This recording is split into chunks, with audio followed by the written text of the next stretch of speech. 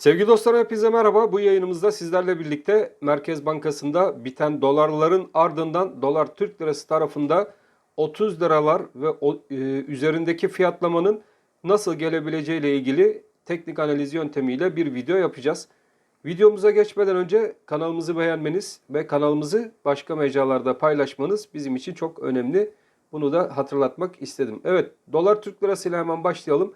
Merkez Bankası'nın biliyorsunuz arkadaşlar swap rezervleri hariç geldiği nokta artık dolar miktarının eksi seviyelere doğru inmiş olması. Bu oldukça tehlikeli bir durum. Önümüzdeki yaz dönemi içerisinde de Merkez Bankası gelebilecek arkadaşlar turizm gelirlerinden elde edebileceği dolarları nasıl değerlendirebileceğine kilitlenmiş durumda. Fakat Merkez Bankası'nda doların bitmesiyle birlikte yukarı yönlü hareketlenmeler sizlerle birlikte izledik. Şimdi dolar Türk lirası tarafında özellikle şuradaki 20.55 direnci gerçekten çok önemli bir direnç bölgesi olacak. Çünkü haftalıkta eğer ki dolar Türk lirasında 20.55 üzerinde de kapanışlara tekrardan başlayabilir isek burada aylık kapanış nezdinde 22 lira 73 kuruş seviyesine doğru dolar Türk lirasında yukarı yönlü atakların devamını birlikte bekleyebiliriz. Dolar TL kurunda şu an için Mehmet Şimşek'in yeni ekonomi politikalarıyla birlikte ekonominin başına geçeceği yönündeki söylentiler mevcut arkadaşlar. Tabi bu sadece bir söylentiden ibaret. Bu durumda baktığımız zaman borsalarda özellikle Mehmet Şimşek'in gelişi fiyatlanmaya başladı. Dolar Türk lirasında da bakın burada 19 lira 50 kuruş gerçekten çok önemli bir seviye olacak. Çünkü yükseliş kanalının geçtiği bölge.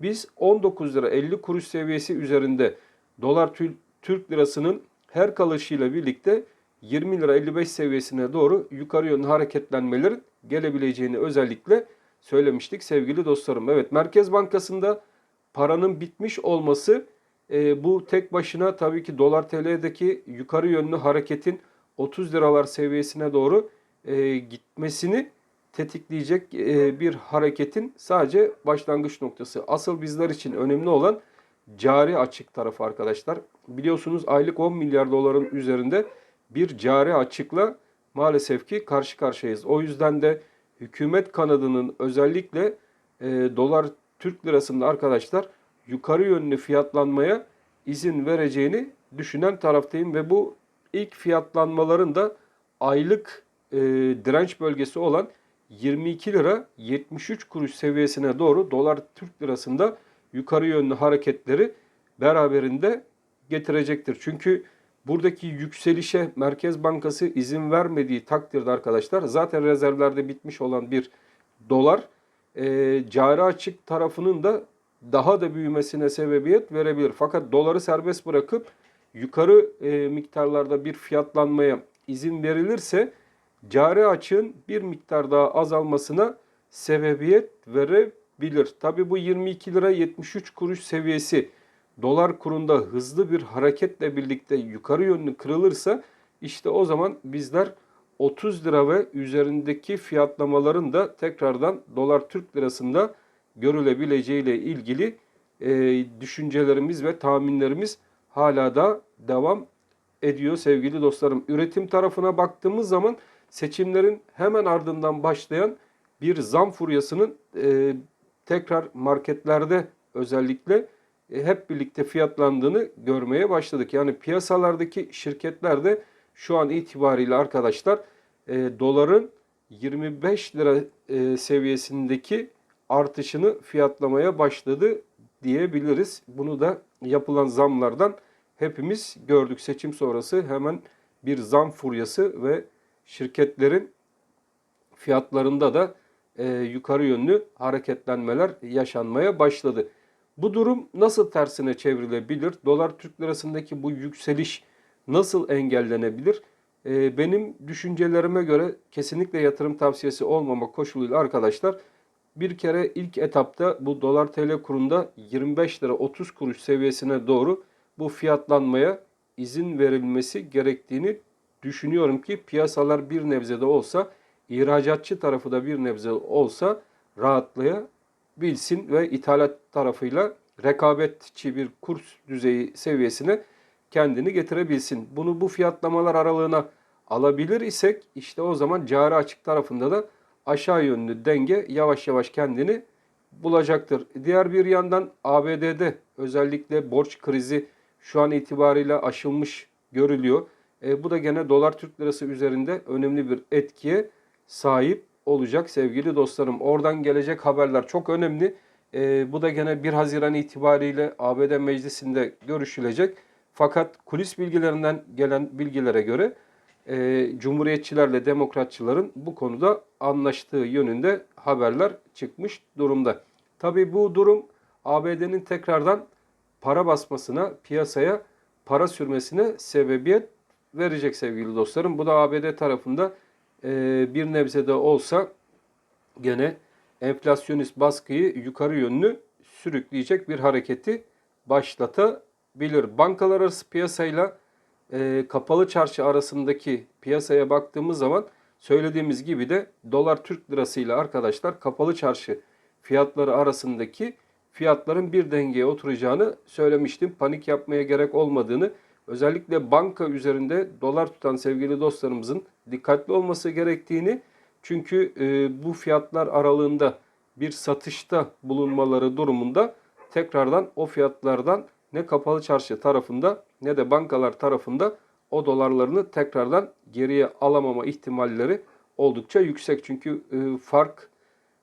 makas aralıkları oldukça yüksek olduğu için alamama durumları oldukça yüksek. Bunun için kapalı çarşı ile bankalar arasındaki piyasanın birbirine yakınlaşmasını beklemek önemli olacak şeklinde açıklamalarımız mevcuttu ve dediğimiz gibi oradaki makas aralığı da yakınlaşmada bir nebze olsa düzelmiş gibi duruyor sevgili dostlarım. Evet, diğer bir yandan dolar Türk lirası tarafına gene baktığımız zaman fiyatlanmaların bizler için ilk etapta haftalıkta 20 lira 55 kuruş. Bugün itibariyle oralar zorlanmaya başladı. Haftalıkta 20 lira 55 kuruş.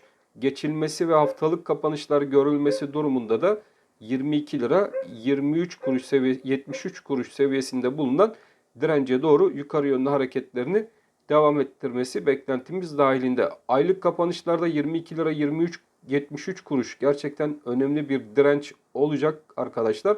Çünkü bu direncin geçilmesi bir anda 25 lira 30 kuruş seviyesine doğru hızlı bir hareketi beraberinde dolar Türk lirasında getirebilir ve 22 lira 73 kuruş seviyesi üzerindeki kalıcılık da arkadaşlar dolar kurunda 30 lira ve üzerindeki fiyatlamaları hep birlikte görebileceğimiz civarlara, miktarlara doğru bizi yukarı yönlü maalesef ki götürebilir.